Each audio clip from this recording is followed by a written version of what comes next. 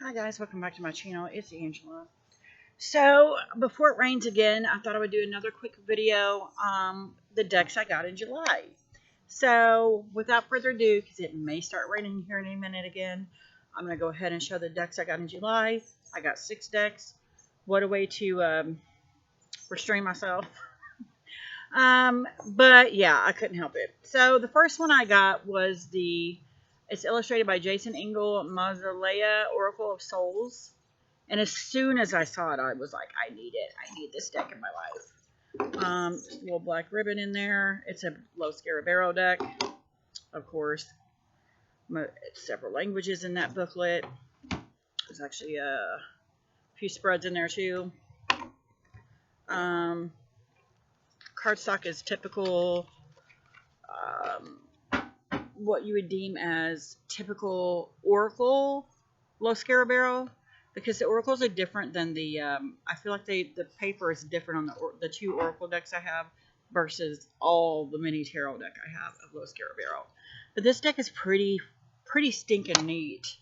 It's all gods and goddesses, and I don't have any deck like this. And I love it. It's also packs a punch. So it's pretty cool. There's Set, Prince of Avarice, and then it's got, every one of them have 3 different keywords at the bottom as well. And this is a pretty neat deck. Very fantastical to me looking. But if you have the belief that all of these gods and goddesses at one point existed, it takes on a whole new ethereal meaning to the cards. And I find that very fascinating. Oh, here's Lilith. Let me see if I can find. There's Abaddon. Danu. Oh my gosh. Danu. I had something pop up right in front of the screen. The Morrigan. They're very dark. I love this one. Charon. The Ferryman. I love it. Hades. Yeah, it's pretty cool. Abraham. Morgan Le Fay. Anubis. Love it. Osiris. And I love anything Egyptian. And then we have Poet of Avon, the storyteller, Fame, Stagnation, and Pride. I've been pulling this a lot because I'm not doing the writing that I'm supposed to be doing. So it's been calling me out a lot. Every time I use this deck, that card comes out. So that is the Mausolea Oracle of Souls. Love it. I've been working with it. It's pretty cool. So then we have the Gilded Reverie Lenormand, Cheryl Marchetti's Expanded Edition. Just got it. Magnetic closure. Love the box.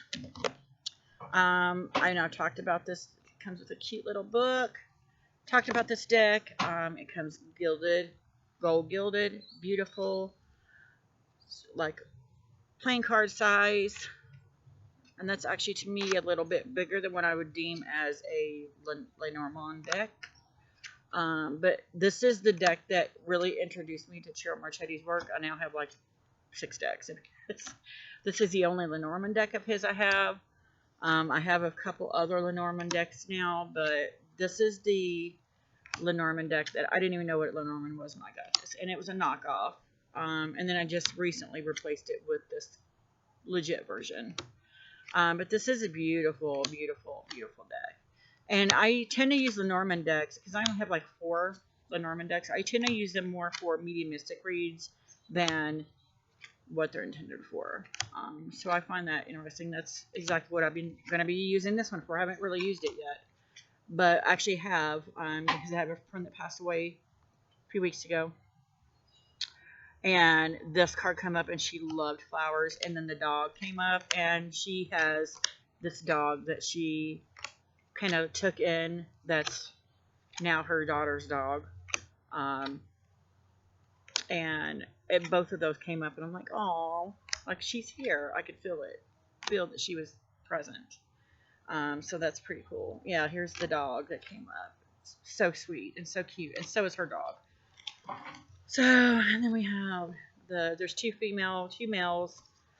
One's kind of exotic looking, and then there's the more dowdy, more reserved.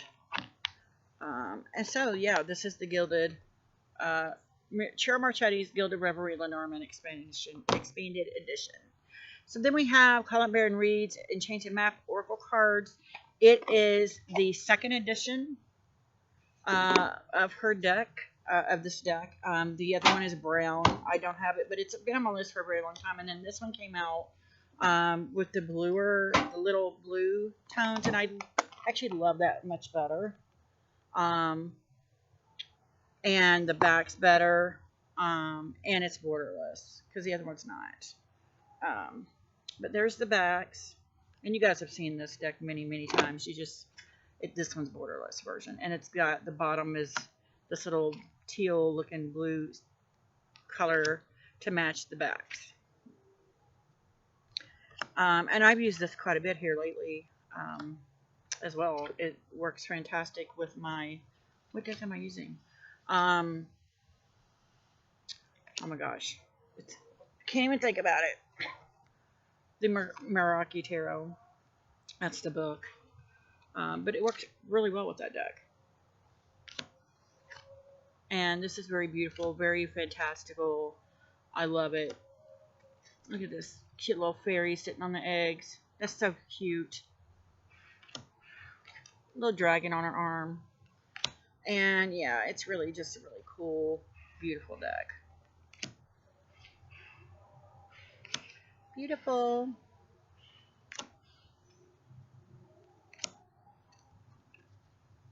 I could show this deck all day.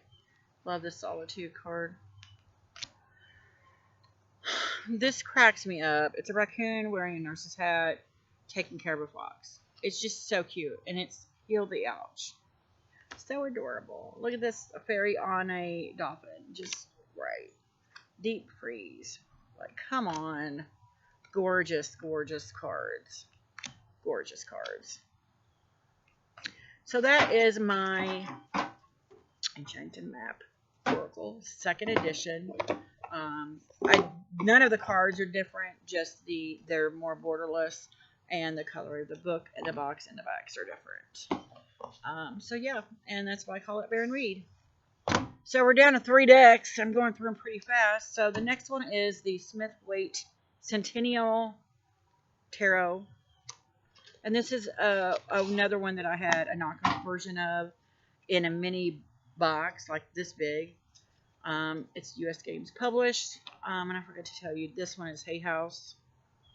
And then the Lenormand is, I'm thinking US Games. Yes, US Games. It doesn't say, but it tells you down here, US Games. And there's grass in it because it just fell on the ground. And I lost the book. I'll get it in a minute.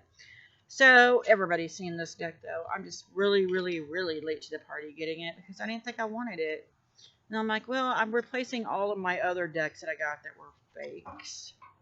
So, I might as well replace this one. And the only other deck I have to replace now is the Witch's Tarot. And I don't know that I want to replace it because it no longer seems to resonate with me like it did before. But this is the backs, and like I said, everybody's got this deck. I now have this one in borderless. Rider-Waite Smith. I love the borderless. I didn't think I would love these because they're too close to the original Rider-Waite Smith that I got that I don't work with at all. And then I got the borderless, and I'm like, I love you. It's these darker, muted colors that attract me more than bright colors. And so I'm like, well, I guess I'll go ahead and replace this one, the Centennial. So I don't know if I'll like it as much. And I do. I love it just as much as I do the borderless.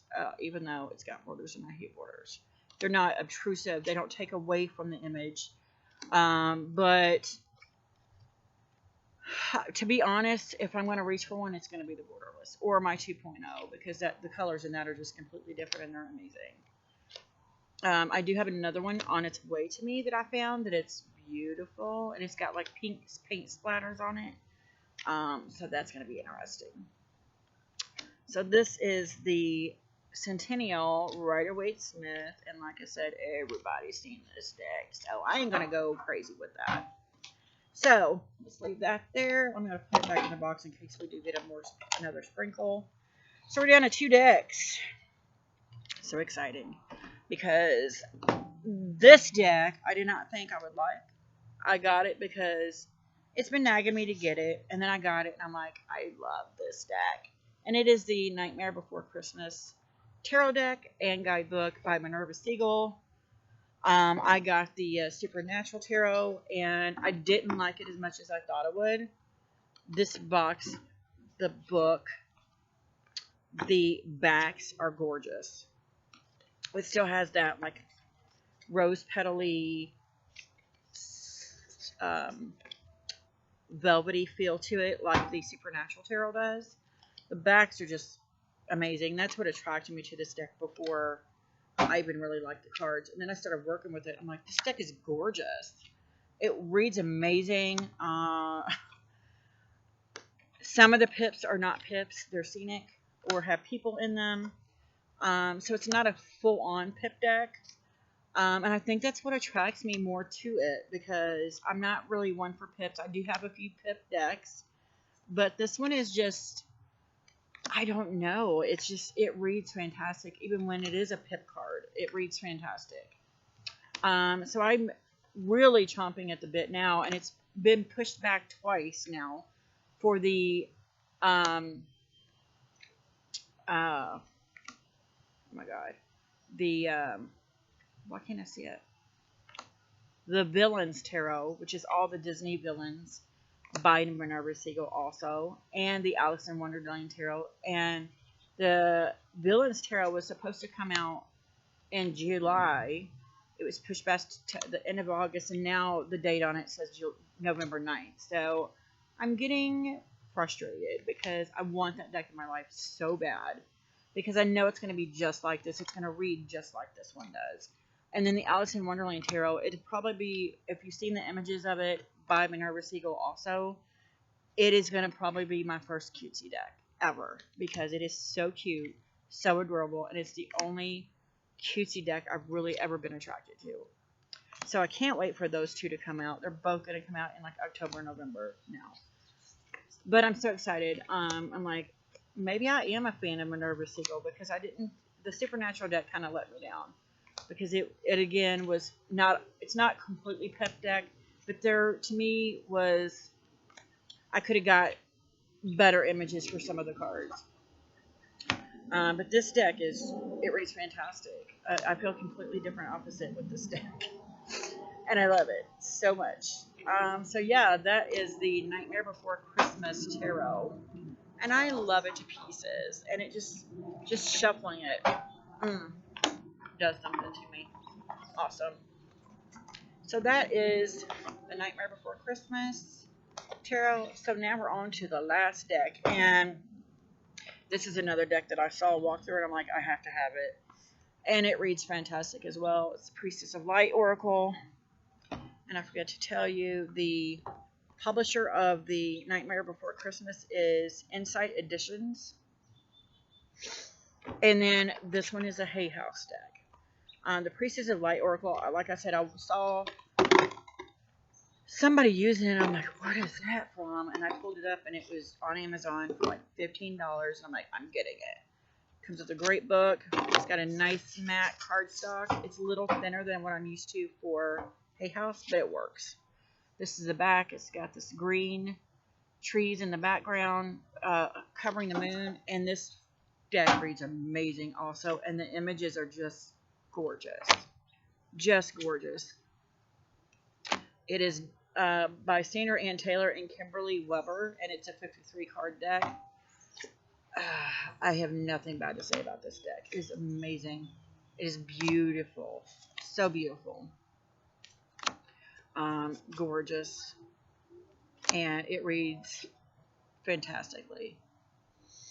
I'm just going to take a look at the cards. And I have done walkthroughs of all of these decks, so if you want to take a closer look at all of them, you're more than welcome. But yeah, this deck is gorgeous. Gorgeous, gorgeous. And you know what? I just got a thought because I just bought the Ancestral Tarot, Path Tarot by Julia Cuccia Watts. I did a walkthrough yesterday. I got it yesterday. I did a walkthrough yesterday. I did my week ahead spread this morning with it. I just did that video. Looking at this deck, because it's got Egyptian in it, it's got Native American in it, would pair fantastic with that deck as well. So I may use that with that as well. So yes, this is, look at that, just gorgeous, gorgeous, gorgeous decks. Gorgeous images in this deck. Gorgeous. I can't stop showing them. Look at that. I mean, come on.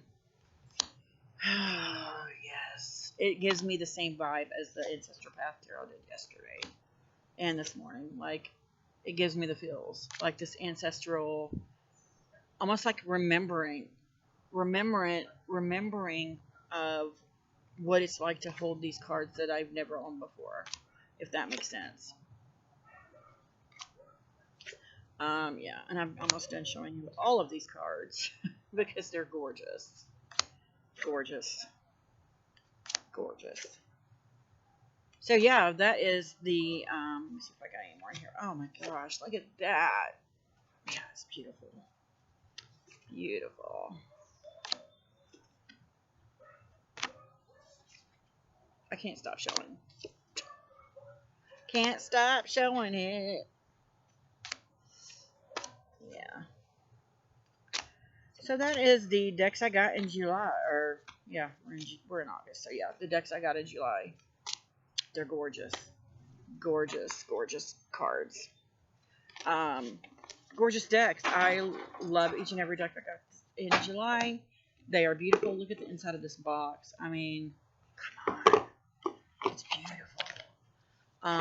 And like I said, every time I'm drawn to get a deck, for some reason, I'm like, and then I get it, and I'm like, yeah, because you're amazing. So that one was by Hay House also, if I didn't say. But yeah, that is all the decks I got in July. If you guys have any of these decks, if you like them, don't like them, let me know in the comments below. If you want to, I just got tongue-tied. If you like this video, give me a thumbs up. If you want to see more, please subscribe. And don't forget to hit that notification button so you're alerted to any future videos. And you guys have a great afternoon. Bye.